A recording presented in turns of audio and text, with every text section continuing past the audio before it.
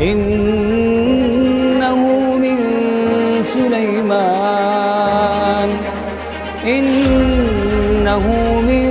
Sulaiman wa innahu bismillahirrahmanirrahim.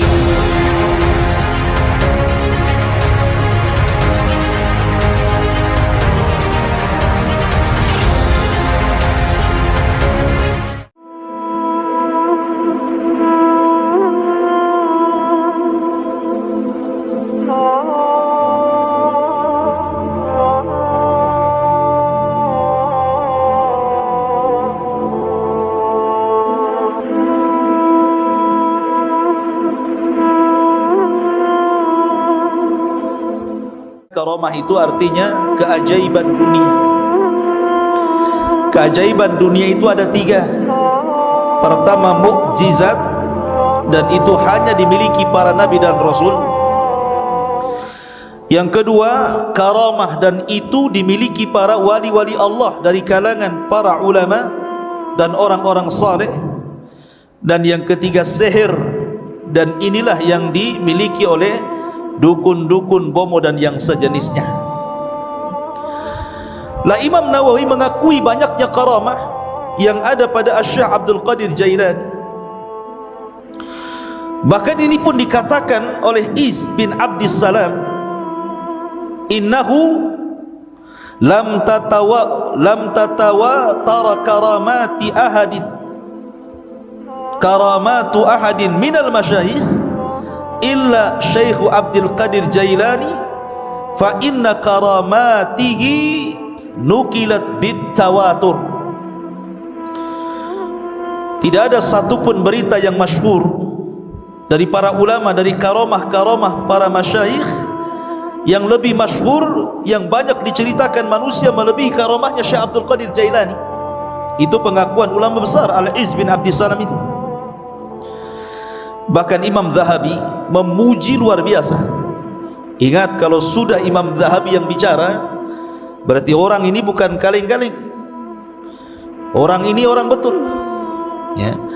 Kata Imam Zahabi rahimahullahu ta'ala ketika mensifati Syekh Abdul Qadir Jailani, dia mengatakan Asy-Syaikhul Imam Al-Alim Az-Zahid Al-Arif Al-Qudwatu Syekhul Islam Alamul Awliya Muhyiddin Abu Muhammad Abdul Qadir ibn Abi Saleh Abdullah Al-Jailani rahimahullahu ta'ala.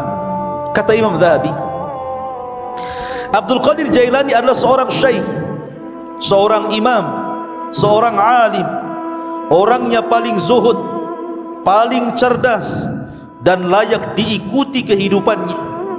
Dan dia Syekhul Islam, dan dia memiliki alamat wali-wali Allah, Muhyiddin, penghidup agama. Kunyahnya Abu Muhammad Abdul Qadir Al-Jailani rahimahullahu ta'ala. Kemudian juga dikatakan oleh Al-Hafidh Ibnu Hajar Al-Asqalani, kana Syekh Abdul Qadir Jailani mutamassikan biqawanini syariati yad'u ilaiha ila akhir qawlihi Ibnu Hajar. Jadi Ibnu Hajar Al-Asqalani sampai mengatakan dia adalah Syekh Abdul Qadir Al-Jailani, orang yang paling berpegang dengan undang-undang syariat. Bahkan dikatakan oleh Al-Imam Ibnu Qudamah Al-Maqdisi, Ma'ruf Ibnu Qudamah, dia mengatakan dakhalna bi Baghdad sanata 61 wa 500. Aku masuk ke Baghdad pada tahun 561 Hijriah.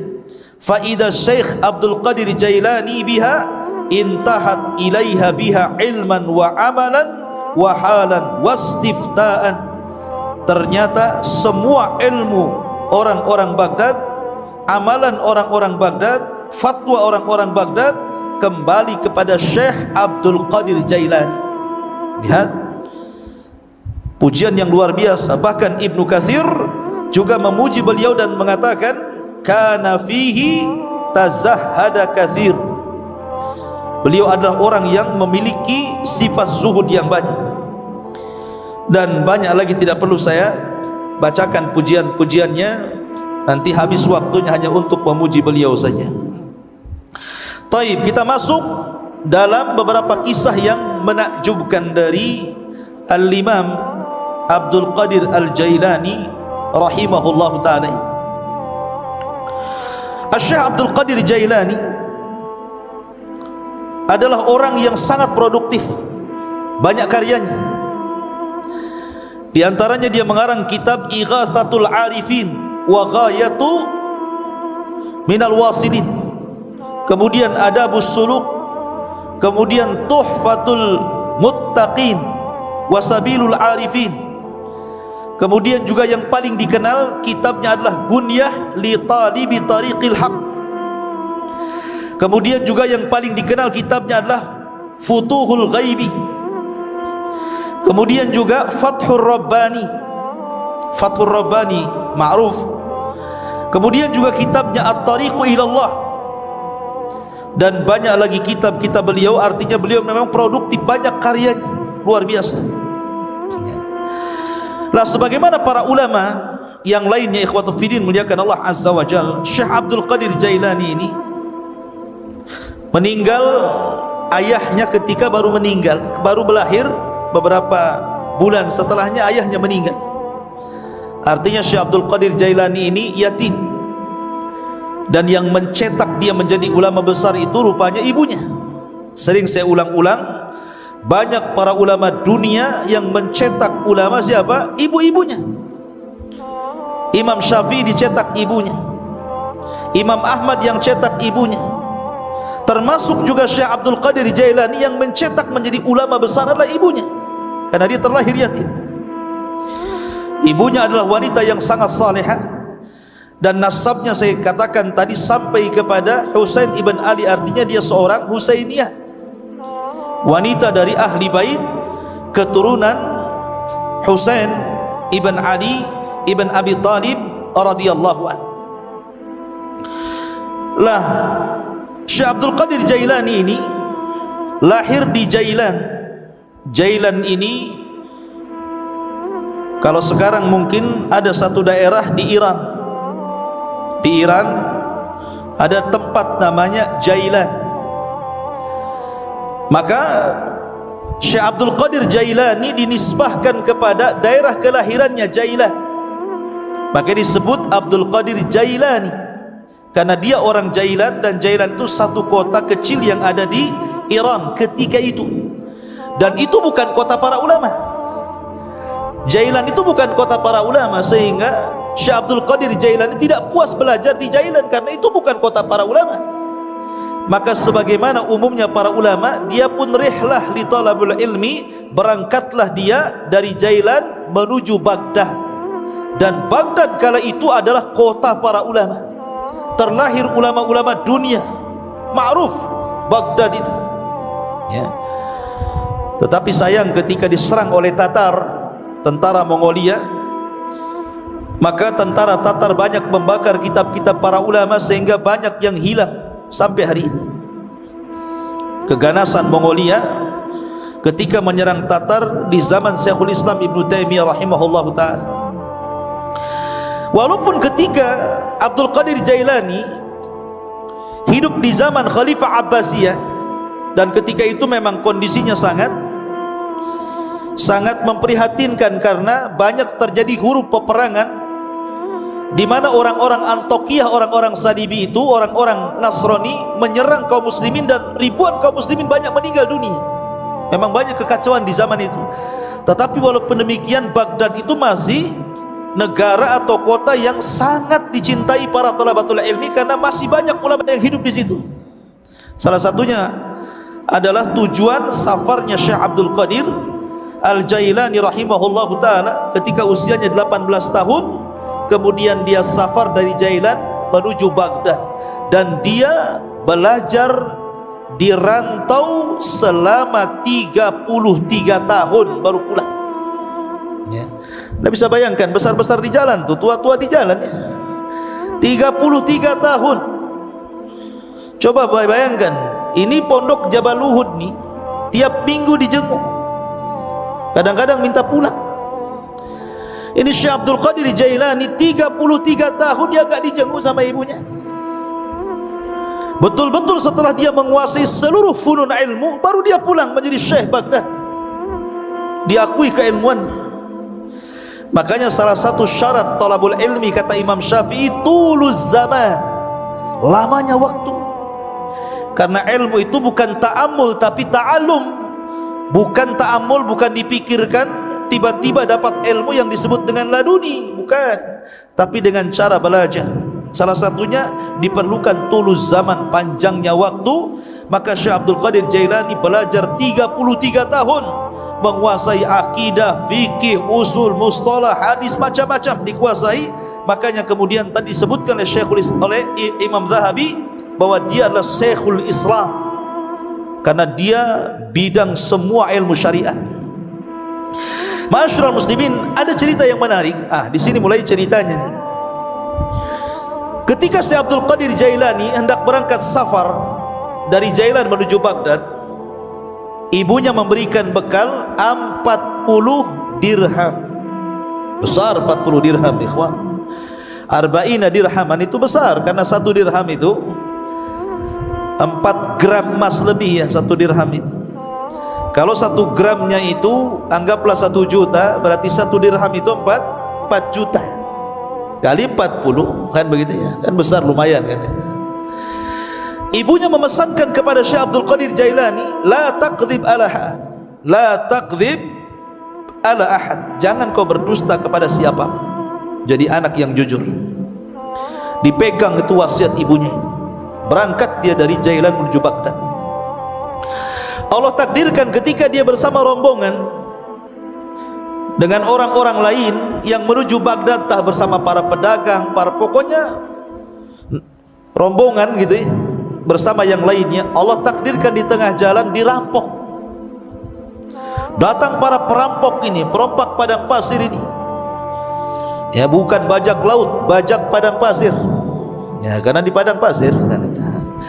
Jadi dikepunglah itu orang-orang, termasuk di dalamnya Syekh Abdul Qadir Jailani. Maka semua barang-barang orang itu diambil, namanya rampok. Yang ngerampok lah kan, diambil barangnya. Giliran terakhir kepada Syekh Abdul Qadir Jailani, kamu punya barang apa?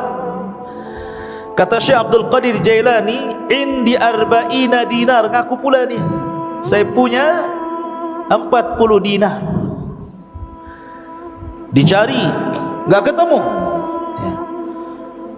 Kamu bilang kamu punya uang 40 dinar. Kata Syekh Abdul Qadir Jailani, iya saya punya 40 dinar. Mana uang itu? Akhirnya dicari-cari ketemu. Ini ketua rampok ini heran. Biasanya kalau orang mau dirampok dan punya uang, pasti tidak akan ngaku tuh. Apalagi Syekh Abdul Qadir Jailani ini menyembunyikan uang itu di tempat yang sangat rapi, susah untuk ditemukan. Tapi jujur dia ingat kata-kata ibunya, jangan dusta. Walaupun yang nanya perampok ngomong saja. Itu maksudnya.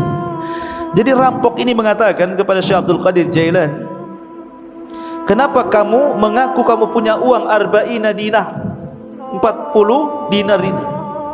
Maka dia mengatakan, karena aku sudah berjanji kepada Allah, kemudian kepada ibuku dan kepada diriku sendiri, alla aqdzib ahadan, aku tidak mungkin dusta kepada siapapun, termasuk kepada kamu wahai para perampok. Dari situ tersentuh dari kata-kata Syekh Abdul Qadir Jailani. Maka rampok ini seumur hidup tidak pernah menangis. Ketika itu dia meneteskan air mata karena melihat kejujuran Syekh Abdul Qadir Jailani. Dan setelah itu dia bertobat dari rampok. Perampok tobat karena melihat kejujuran Syekh Abdul Qadir Jailani. Karamah ikhwan ya. Ma'asyiral muslimin yang dimuliakan Allah Azza wa Jalla. Kemudian ketika dia sampai saja di kota Baghdad, ingat kota Baghdad itu sekali lagi itu ibu kota, kota yang metropolitan bahasa kita, semua serba mahal ya. Sementara bekal Syekh Abdul Qadir Jailani ini hanya bisa dimakan beberapa hari dan bulan, tidak bisa bertahan bertahun-tahun. Makanya disebutkan oleh para ulama bagaimana kesabaran Syekh Abdul Qadir Jailani ketika menuntut ilmu ikhwan. dijelaskan bahwa gini. Jadi disebutkan oleh Al-Hafidh Ibnu Rajab Al-Hambali rahimahullahu taala dalam kitabnya Dzailut Tabaqat Al-Hambali. Jadi Syekh Abdul Qadir Jailani ini karena sudah habis Mekah sama sekali gak ada yang dimakan. Akhirnya kemudian dia pun selalu datang ke sungai. Jadi sungai itu, di tepi sungai itu biasanya orang-orang pasar. Orang-orang pasar itu kalau tidak laku, maka sayuran-sayuran itu dibuang di tepi sungai itu. Jadi Syekh Abdul Qadir Jailani kalau sudah tutup pasar, dia nunggu di situ. Jadi kalau ada sayur yang dibuang, maka dia kutip, dia bersihkan, dia bawa pulang, dia makan. Sampai suatu ketika memang lapar betul. Maka sebagaimana kebiasaannya, karena ingat dia punya izzah ya, kemuliaan, dia tidak mau minta siapapun, tidak mau jadi pengemis maknanya. Lah suatu ketika dia sudah menunggu, rupanya di sungai pun banyak juga orang yang sama seperti dia kelaparannya. Ketika sampai sudah habis sayur yang dibuang itu karena diambil orang. 3 hari berturut-turut datang ke situ sudah enggak ada, datang ke situ sudah enggak ada. Akhirnya dia 3 hari tidak makan, hanya minum, lemes, hampir mati. Paksalah kemudian dia duduk di majelis Yasin. Lah ketika dia duduk itulah dia sudah lemas, sudahlah, dah pasrah, matilah kan begitu kelaparan. Rupanya ada anak muda datang dari kejauhan masuk ke masjid bawa roti sama daging panggang. Dimakan di hadapan dia, ditengokin. Setiap dia makan roti, Abdul Qadir Jailani yang melihat dari kejauhan ikut mangap juga. Nama orang lapar. Lihat orang makan ikut lapar kan gitu kan. Tengok dia makan mangap juga. Tengok dia ngunyah juga. Padahal nggak ada yang dikunyah. Orang lapar seperti Fata Morgana kan itu dilihat. Akhirnya anak muda yang makan ini memperhatikan Syekh Abdul Qadir Jailani ini aneh. Didekati akhirnya dan ditanya, kamu ini siapa? Ya. Dan dari mana? Kemudian dia mengatakan, ana Abdul Qadir dari Jailan. Peranjat anak muda ini dan mengatakan, saya juga dari Jailan, sama dengan kamu. Siapa namamu tadi? Abdul Qadir. Siapa nama ayahmu? Si Anu. Siapa nama ibumu? Si Anu. Mana kampungmu ini? Gitu. Langsung gemetar orang ini ya. Dan mengatakan, sesungguhnya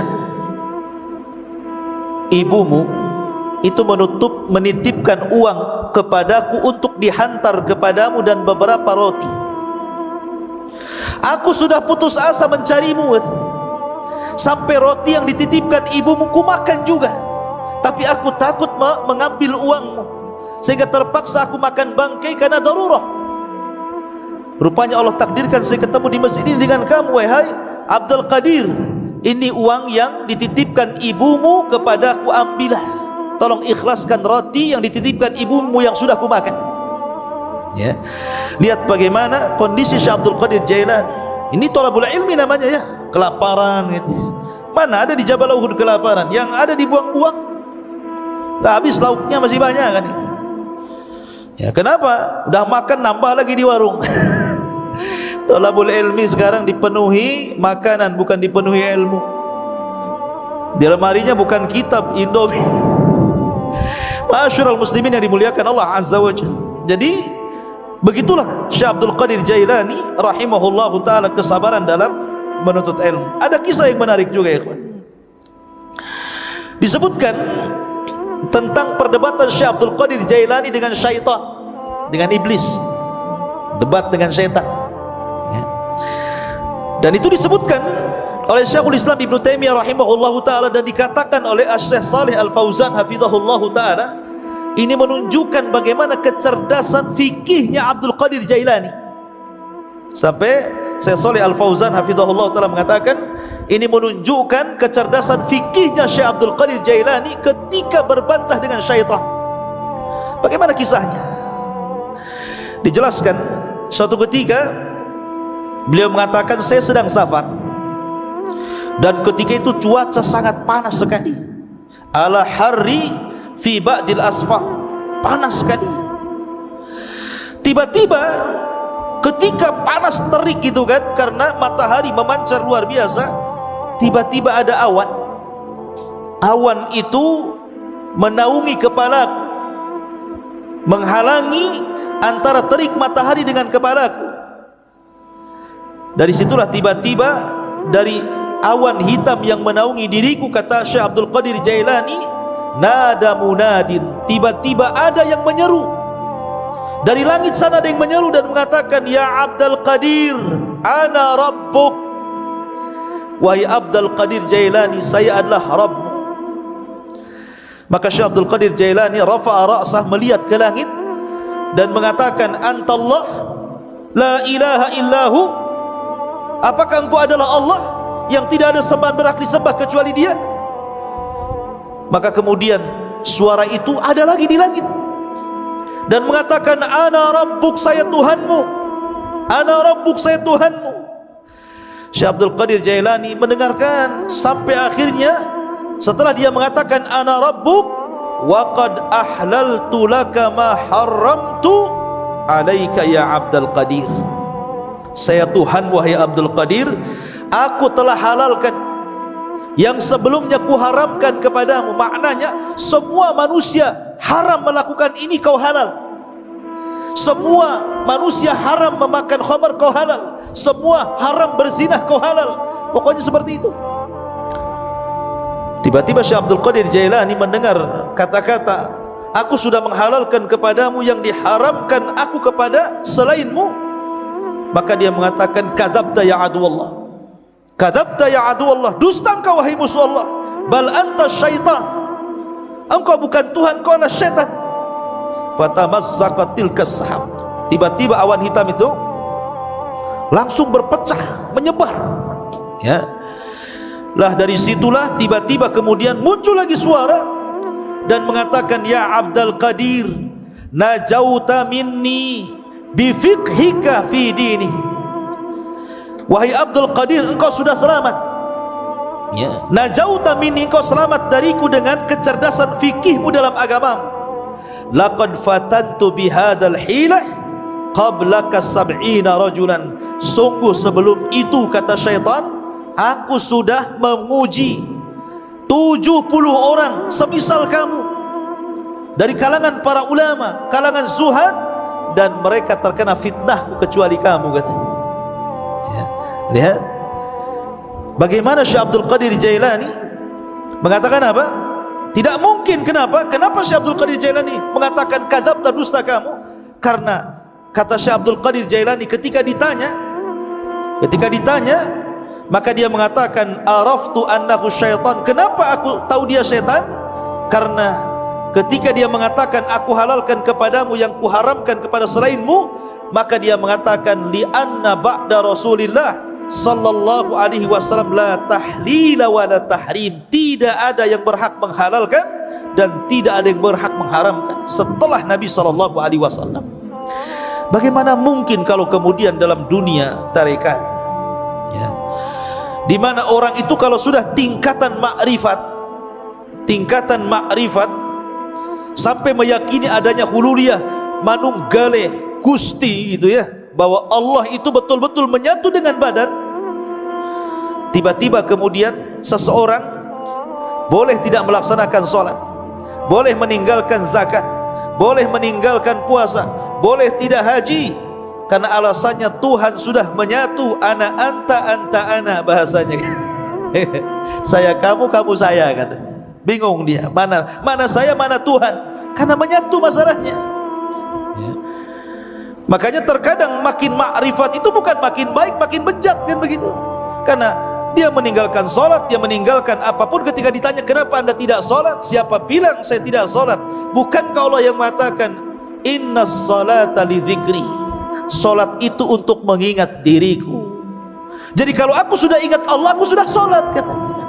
Karena sholat itu untuk mengingat diriku. Apalagi kemudian Allah berfirman, u'budullaha hatta ya'tiyakal yakin, sembahlah Allah sampai yakin. Aku sudah yakin, ngapain aku nyembah, katanya, kan. Nah, kacau nih kalau sudah Quran dipelintir-pelintir. Padahal yang dimaksud sembahlah Allah sampai yakin, maksudnya sampai ajal. Yakin di sini maknanya ajal, kata Imam Ibnu Katsir rahimahullahu taala dan ahli tafsir yang lain. Sembah Allah sampai mati, bukan sampai yakin. Artinya kalau sudah yakin tak perlu sembah gitu ya.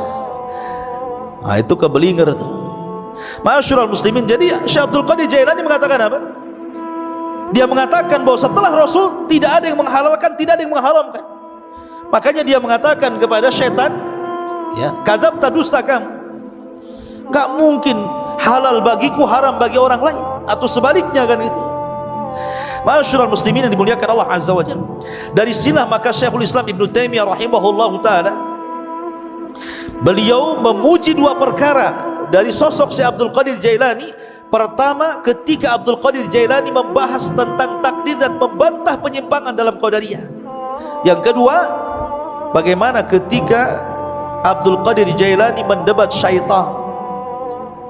Dari sini salah kata Imam Ibnu Taimiyah, aku sangat mengagumi Syekh Abdul Qadir Jailani, sebagaimana disebutkan Imam Abdul Qayyim dalam kitabnya Madarijus Salikin fi iyyaka na'budu wa iyyaka nasta'in.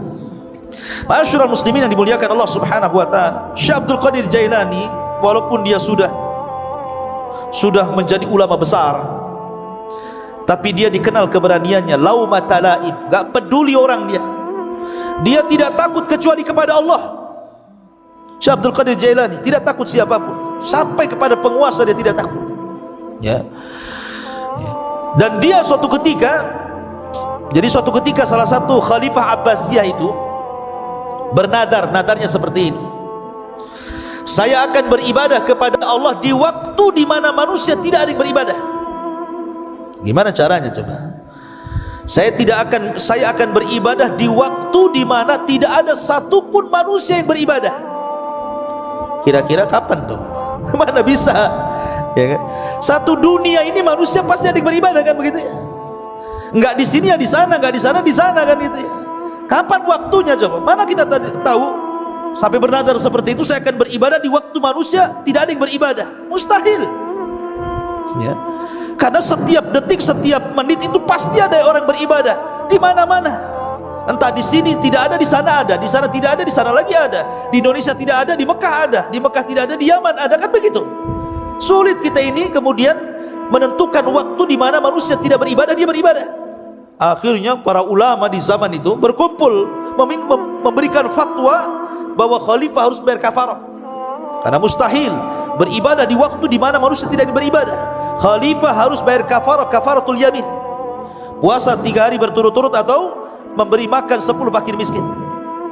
Tiba-tiba Syekh Abdul Qadir Jailani mengatakan, tidak ya, kamu harus tetap beribadah di mana manusia tidak ada satupun yang beribadah dengan ibadah yang sama dengan kamu.